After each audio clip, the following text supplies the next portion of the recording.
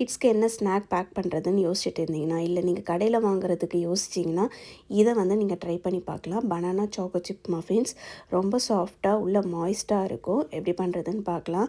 நல்ல பழுத்த பனானாவை எடுத்துக்கோங்க. இதை விட இன்னும் பழுத்து இருந்தால் நல்லாவே இருக்கும். ஸோ ஒரு பனானா எடுத்துருக்கேன்னா அதை நல்லா வந்து ஒரு ஃபோர்க் வச்சு மேஷ் பண்ணி விட்டுக்கோங்க. நல்லா மேஷ் பண்ணதுக்கப்புறம் ஒரு முட்டை சேர்த்துக்கோங்க. முட்டை ரூம் டெம்பரேச்சரில் இருக்க மாதிரி பார்த்துக்கோங்க. ஃப்ரிட்ஜில் இருந்தால் முன்னாடி எடுத்து வச்சுட்டு அதுக்கப்புறமா ஆட் பண்ணிக்கோங்க. அதையும் நல்லா பீட் பண்ணி விட்டதுக்கப்புறம் ஒரு 1/4 கப் அளவுக்கு சுகர் ஆட் பண்ணிக்கோங்க. உங்கள்கிட்ட எந்த சுகருக்கும் நீங்கள் ஆட் பண்ணிக்கலாம். அதுக்கப்புறம் 1/4 கப் அளவுக்கு பட்டருமே ரூம் டெம்பரேச்சரில் இருக்க மாதிரி பார்த்துக்கோங்க. இப்போது ட்ரை இன்க்ரீடியன்ஸ் எல்லாம் சேர்த்துக்கலாம். சலிச்சு ஆட் பண்ணிக்கோங்க.